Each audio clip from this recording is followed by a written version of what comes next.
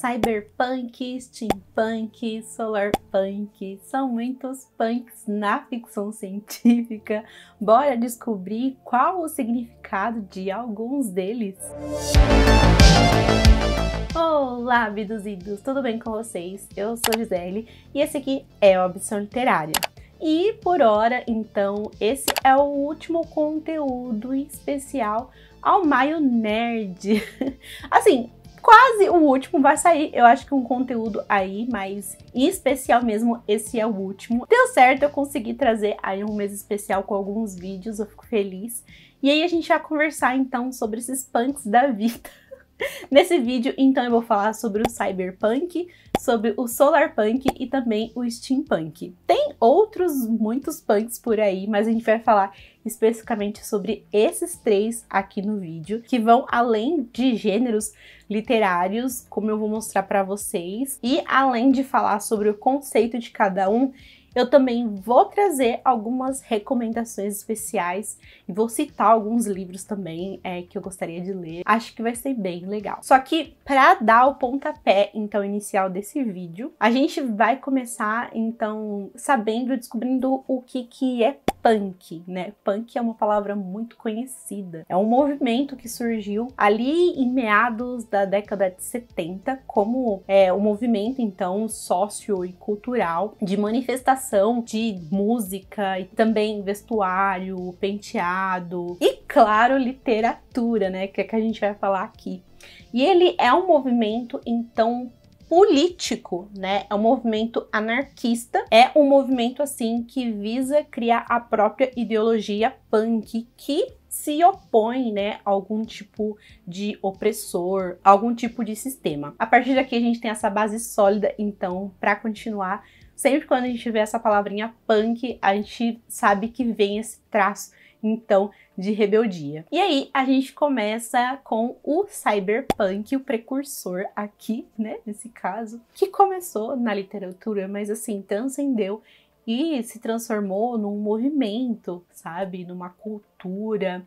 E a gente tem hoje toda uma estética, a gente tem músicas ao estilo cyberpunk, a gente tem muita coisa nesse estilo, né? E aí, pra gente aproveitar também essa formação de palavras, né? O termo cyberpunk, oficialmente, ele foi criado, então, por Bruce Bethke, né? Quando ele escreveu uma história com esse título, né, cyberpunk, ali no ano de 1980, que foi a combinação, né, da palavra cyber de cibernética, né, que é a ciência de substituir partes humanas por partes mecanizadas, partes robóticas. Esse é um traço, aliás, muito importante, né, do cyberpunk, no visual do cyberpunk, né, como eu vou falar aqui para vocês.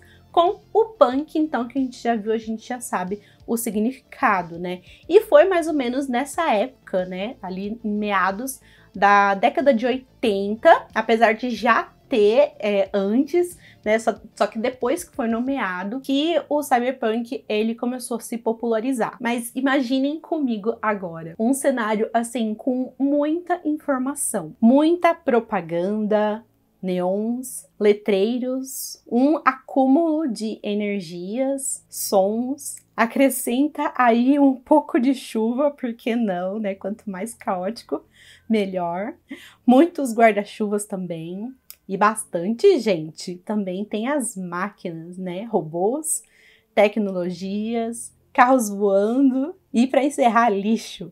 Esse é um cenário, assim, muito poluído em todos os sentidos, né? O cyberpunk é um cenário extremamente visual, sabe? Quando você fala esse nome, você já vê aquela explosão de cor na sua cabeça, sabe? Muito neon, muitas cores. E por mais negativas que sejam algumas coisas que eu citei aqui pra vocês, não tem como vocês não imaginarem um cenário que não é bonito, sabe? Esses cenários, eles são lindos, se você parar pra imaginar assim. São cenários opulentos, sim, mas eles ainda assim são muito bonitos. Só de se ver, né? Mas não de estar em cena. Mas a gente vai um pouquinho além da estética também, né?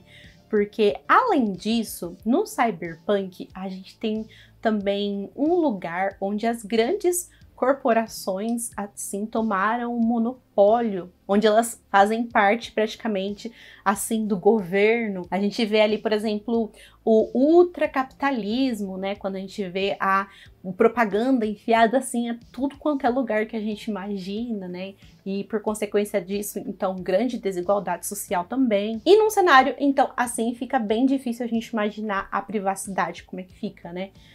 Geralmente no cyberpunk, então, a privacidade ela fica comprometida. É um cenário bem pessimista, sabe? Por isso que eu falei pra vocês desde lá no início, é um alerta, sabe? É como se ele pegasse todos os nossos anseios, sabe, daqui e explorasse, sabe, e maximizasse e falasse, olha só, esse é o nosso futuro e se a gente continuar por esse caminho, sabe, é isso que vai acontecer.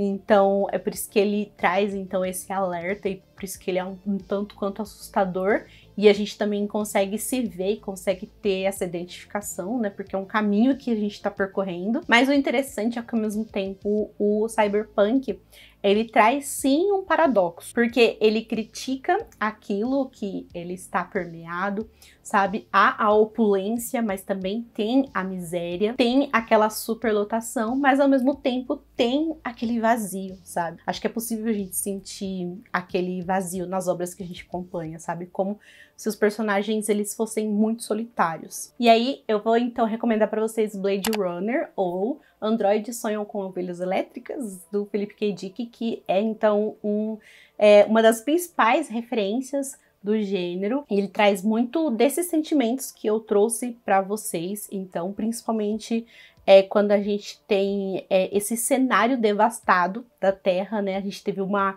guerra nuclear recentemente que devastou, deixou o cenário assim um tanto devastado, né? A gente não tem tantos animais, a maioria dos animais assim foram extintos, então os animais eles meio que viraram praticamente uma relíquia, assim, então é raríssimo você ver um animal, assim, os animais eles meio que são disputados, os centros que ainda são populados são extremamente populados, então a gente tem aquela concentração de pessoas e muita informação ali o tempo inteiro, e a gente conhece eu não lembro o nome, deixa eu ver aqui. Rick Deckard, isso. Ele é um caçador ali de recompensas e ele começa então a procurar alguns androides que fugiram de Marte, né? A gente tem algumas colônias ali de humanos que estão indo para Marte e ele começa então a buscar, né, esses androides que são muito parecidos com humanos, né? Então é muito interessante a gente ver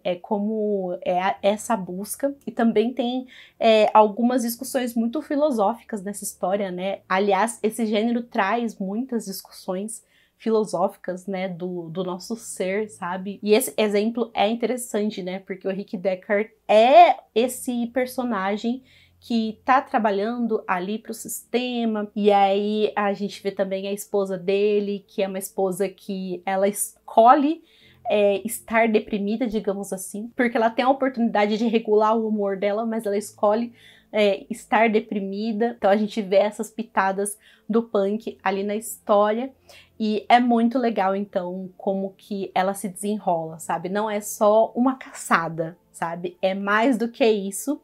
E eu gostei bastante quando eu li. Eu acho que eu passei a valorizar um pouco mais esse livro conforme eu fui pensando nele com o tempo. E eu não sou muito fã do filme. Eu acho que o filme tem algumas escolhas que eu não gosto. E tem umas escolhas até um tanto problemáticas. Mas eu não assisti aquele mais recente ainda. E aí, o outro livro que eu vou recomendar pra vocês, que eu acho muito interessante também, que segue dentro dessa temática, é o Encarcerados, do John Scalzi. Eu já recomendei esse livro aqui em outras ocasiões. Nesse livro, a gente tem uma pandemia global, que é a Síndrome de Hayden, que deixou algumas pessoas paralisadas. Paralisou apenas, assim, o sistema nervoso das pessoas, e os outros sistemas, assim, estão funcionando normalmente, mas elas ficaram, assim, completamente paralisadas, e não tem como reverter isso, né?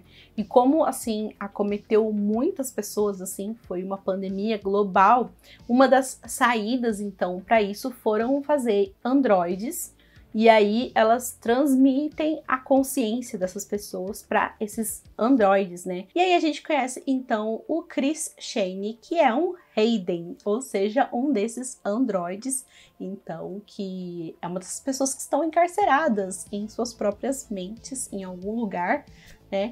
E ele é um agente, meio que um policial, que ele vai então trabalhar para descobrir ali uma série de casos que está acontecendo, né? É tipo como se fosse um agente do FBI, tentar desvendar um caso, e esse é tipo como se fosse um romance policial, então, com todo esse background, então, dessa pandemia. E esse acho que é um livro que é um pouco mais leve, eu acho que nessa questão dessa opulência de informações e de coisas que tem no cyberpunk, mas ainda assim a gente tem uma realidade virtual, a gente tem alguns elementos então que remetem ao cyberpunk, então eu acho muito legal essa indicação para vocês também.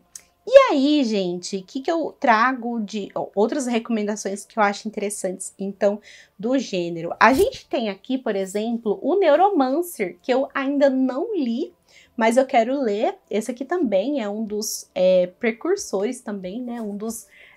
Uma das maiores referências do gênero, ao lado de Blade Runner, né? E eu sei que vai sair uma série, então eu tô doida pra ler. Eu acho que até Periféricos, né, que também é do William Gibson, também se enquadraria aqui. Eu acho que aqui também se enquadra Jogador Número 1 também. Eu acho que Olhos de Pixel, que também foi um livro que eu li no ano passado, e tem alguns elementos ali super interessantes que, inclusive, vai além da estética, mas eu acho que da filosofia. Eu acho que eu quero muito ler o Neuromancer, que eu já mostrei pra vocês aqui. E eu quero ler, deixa eu mostrar aqui como ficou o título em português. Alerta Vermelho, da Martha Wells. Ficou assim o título aqui. Eu já comprei esse livro, gente, tô esperando chegar. Tá em pré-venda ainda, mas estou muito ansiosa que finalmente essa autora vai sair aqui no Brasil. Agora acho que a gente pode ir pro próximo, né? Agora a gente vai pro Solarpunk, que tá, acho que mais próximo do Cyberpunk, porque também a gente imagina ali o futuro, né? E se for para imaginar o futuro, não me venha com uma estética branca, estéreo, onde a gente se sente sufocado, sabe? Não, obrigada. Eu quero um lugar bonito, com muita planta, com muito verde, com aquela carinha de saudável. Sim, eu quero Solarpunk. Em contraponto, aquele cenário pesado e também pessimista do cyberpunk, a gente também tem o Solarpunk, né? Eu acho que o solar, né, já falando agora, vem de energia solar. E tem o punk ali ainda, né, pra gente deixar bem claro que a rebeldia ainda é muito importante para esse movimento. Que, aliás, é mais recente, né? Esse daqui, ele veio, então, mais no final da década ali de 2000, né?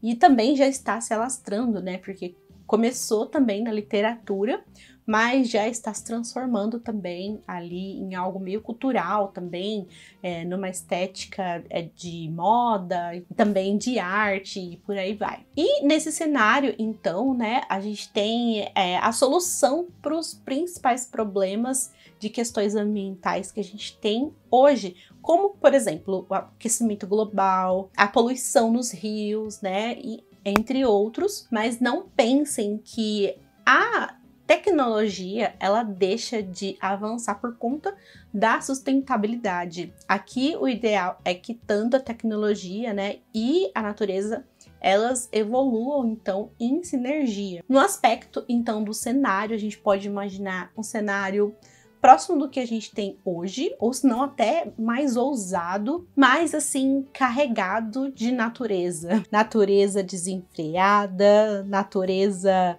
desimpedida mesmo. Existem até alguns projetos que já contam, inclusive, com essa estética, né? E não é só a estética, mas a tecnologia também. Placas de energia solar embutida no cenário e todo tipo de maquinário voltado para a tecnologia retornável. E aí, vocês acham que esse é um cenário possível? Vocês acham que esse é um cenário otimista? esse é um cenário utópico. A ideia do solar punk é trazer esse calma, sabe? Dá tempo, dá certo. Não é, por exemplo, trazer uma coisa meio utópica, tipo, isso aqui tá muito distante, sabe? Nunca vai acontecer. Mas sim uma coisa é possível, sabe? Uma esperancinha. Mas ao mesmo tempo, esse punk no final, ele também deixa esse recado de que não vai, por exemplo, surgir um milagre, por exemplo, uma grande tecnologia ou um grande milagre que vai fazer isso acontecer. Não, a solução ela vai ser política, sabe? A solução está nas nossas mãos. Através da revolta, a gente precisa se revoltar com o que está acontecendo. Então, está nas nossas mãos. É, assim, um movimento que eu adoro, que me traz esperança, sabe? Eu tava escrevendo esse roteiro aqui e eu fico, assim, admirada, olhando pros cenários, assim, porque eu acho tudo. E eu gostaria muito que acontecesse de verdade, sabe? Eu gostaria de ter essa esperança e gostaria de presenciar isso um dia. E aí, com relação aos livros, então, eu vou falar sobre Salmo para um Robô Peregrino. Esse livro que é um chuchu, gente, é um acalento, sabe? Porque ele traz esse aconchego, então, de ter esse cenário que ele é muito mais natural. E a gente vê, por exemplo, que, assim, os próprios robôs aqui, né? Os robôs, eles evoluíram, assim, até certo ponto que eles mesmo se desconectaram, assim, sabe, da realidade. E eles falaram, olha, nossa revolução é a seguinte, a gente não vai mais trabalhar para vocês. E a gente vai viver nossa vidinha na floresta, sabe? A gente vai embora. E aí eles se rebelaram e foram viver, assim, sabe? Na floresta. E eu achei isso muito engraçado, porque eu nunca poderia imaginar isso acontecer. E eu acho que o legal aqui, né, é que a gente não tem essa evolução somente no aspecto ambiental, sabe? A gente tem... eu sinto essa evolução também no aspecto social, assim, entre as pessoas, na forma como elas conversam, nas formas como elas lidam umas com as outras. E a autora, por exemplo, ela não foca a história dela para descrever o cenário e o que aconteceu aqui nessa história. É só um plano de fundo, assim, sabe? E aí eu quero saber mais sobre o que aconteceu aqui, mas é só o plano de fundo mesmo. E tá bom, e é isso, sabe? Então eu gosto muito dessa história aqui. Eu não falei sobre o que é essa história, só falei do robozinho, né? Do robô Paz e Amor. A gente tem aqui o Irmedex, que é um monge de chá que tá com sentimentos meio de insatisfação, sabe? Com a vida que ele vem levando. E em meio a essa perturbação de sentimentos, ainda por cima, ele se depara com um robô. Que é, assim, totalmente diferente, né, do que se espera. Então, essa relação acaba se tornando muito engraçada, sabe? Muito diferente. E, ao mesmo tempo, um aprende com o outro. E eu gostei bastante, sabe? Dessa história. E amei ainda mais, assim, esse cenário, sabe? Ai, eu amei esse cenário. E quero mais histórias, então espero que o próximo livro dessa série seja lançado, então, aqui, pra gente continuar acompanhando, porque eu amei. Outro livro que eu também posso compartilhar aqui com vocês, mas tá um pouco longe pra eu pegar, é Os Despossuídos, da Ursula Le Guin. E se você já leu esse livro, você sabe que lá tem uma sociedade que é quase utópica, né? Que é uma sociedade anarquista, que a princípio você se apaixona, assim, e você fala, nossa, é possível, sabe? Eu quero morar nessa sociedade, sabe? Eu quero que as coisas deem certo.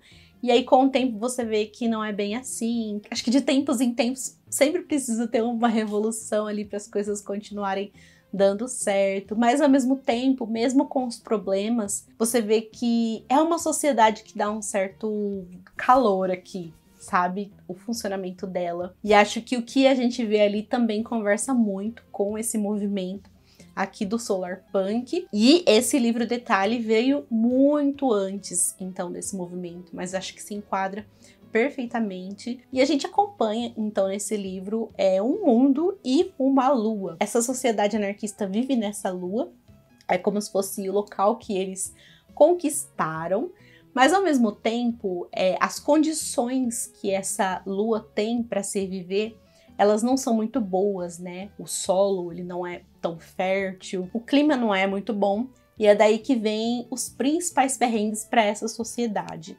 E a gente tem um outro mundo que é muito perto, então, desse mundo que a gente conhece como o nosso, né? E nessa história a gente conhece o Shivek, então, que ele cresceu ali naquela lua, né, naquela sociedade anarquista, mas ele quer sair, né? E ele quer conquistar, ele quer conhecer outros lugares, porque ele é um físico, né? Que ele precisa evoluir muito ali nos conhecimentos dele, e ali só ficando no lugar, né, que ele está, ele é muito limitado, e para ele poder evoluir, né, e se tornar um físico brilhante, digamos assim, ele precisa alçar voo, né, e descobrir outras coisas. Só que aí ele vai ter essas implicações, né? Um preconceito vindo desse outro mundo, né? Porque aí ele vem daquela sociedade que é anarquista. E a sociedade dele que também não quer que ele saia, né? Tipo, ninguém tá contente com esse arranjo. E aí a gente vai assistir, então, essa história. E é, assim, um romance de formação, porque a gente conhece, acompanha, assim, a vida do Shivek desde quando ele é criança, né? Praticamente. E é, assim, um livro incrível. Outros livros, então, dentro dessa temática, eu acho que o Wafers 4, que eu não vou lembrar o nome, gente, que o nome é gigante, não decorei esse nome ainda, mas eu vou colocar aqui, se enquadra também nessa estética. Eu acho que Bint também se enquadra. Aí, eu quero muito ler os livros Floresta é o Nome do Mundo, também da Ursula Le Guin, e também Como Aprendi a Amar o Futuro, Contos Solarpunk, que é uma antologia de contos que foi publicada pela editora Plutão. Agora a gente chegou no último punk, que é o steampunk. E steam, a gente já pega já o comecinho dessa palavra, significa vapor, que já diz muito o que esse movimento significa. É um subgênero, então, do sci-fi que surgiu no final da década de 80, mas, assim, não confundam, porque apesar de ter surgido nesse momento, ele faz uma alusão. Então, ali a estética e a tecnologia da era vitoriana. Então, a gente lembra de máquinas a vapor, elementos, assim, anacrônicos, muitas engrenagens, todos esses elementos, então, desse período ali da Revolução Industrial. E aí, esse gênero apresenta pra gente, então, uma visão alternativa, como se a energia a vapor tivesse, então, predominado a tecnologia. E aí, a partir disso, então, a gente tem uma explosão de criatividade também, apresentação de novos apetrechos com engrenagens e maquinários a vapor, dispositivos mágicos. Então, a gente tem muito uso do relógio também, né? Que os relógios também são anacrônicos e também tem esse uso das engrenagens. A criatividade, assim, é livre. Tem também o steampunk moderno, que está vindo aí, né, que traz um pouquinho, né, desses elementos também, mas não necessariamente para ficar preso nessas vestimentas, né, tanto nesse cenário, mas eu ainda não me inteirei tanto nesse novo, não sei se nem se é novo, eu não me inteirei tanto nesse gênero, não li tanto desses gêneros ainda, então não vou falar tanto sobre isso. Então, essa é a definição. E sobre os livros, eu vou falar rapidinho sobre alguns livros que eu li, mas recentemente, gente, esse ano, eu li 2 vezes esse livro, que é um livro nacional muito chuchuzinho. E eu acho que talvez pode ser um exemplo desse steampunk moderno, né, eu acho.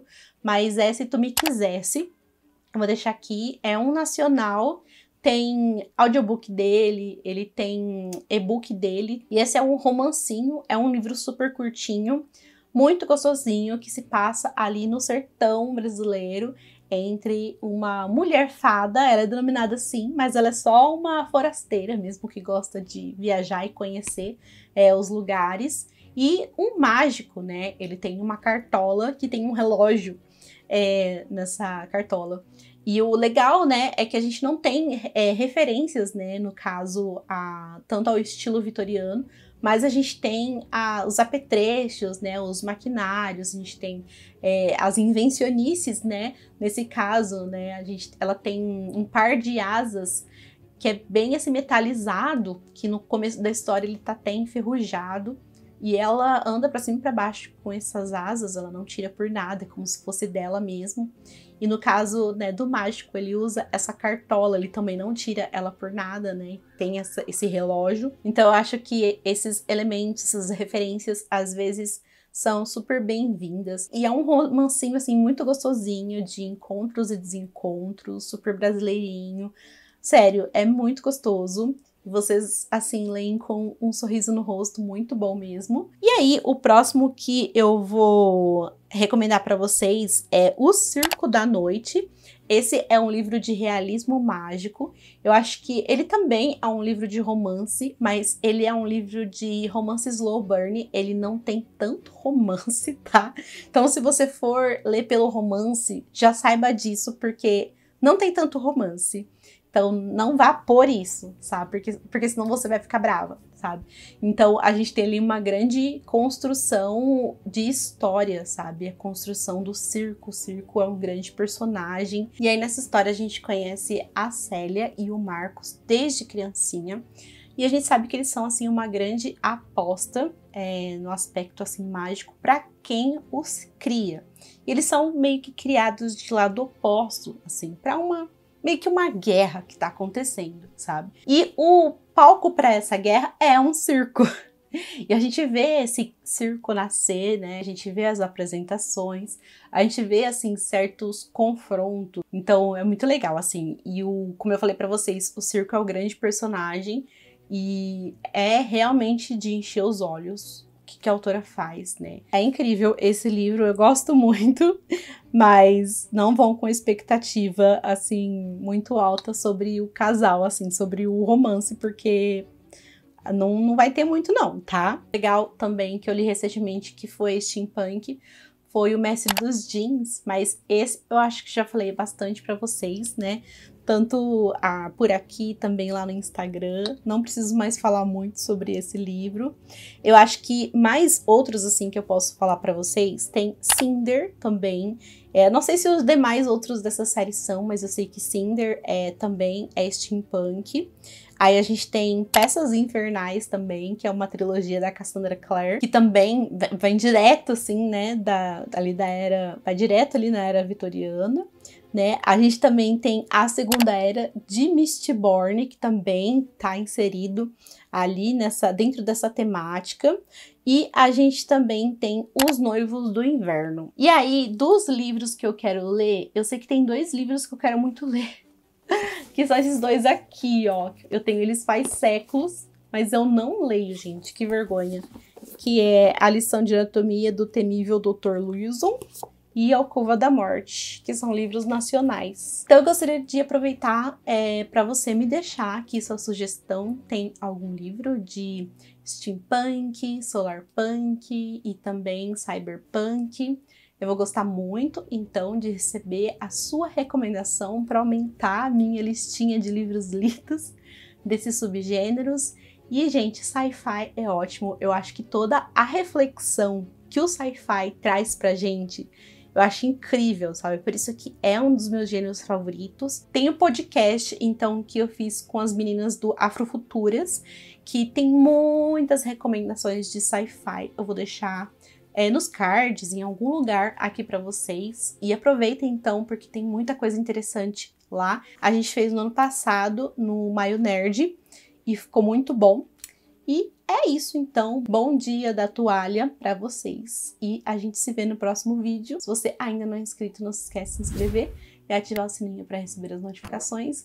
Deixa também seu like se você gostou do vídeo e recomenda ele pros amigos.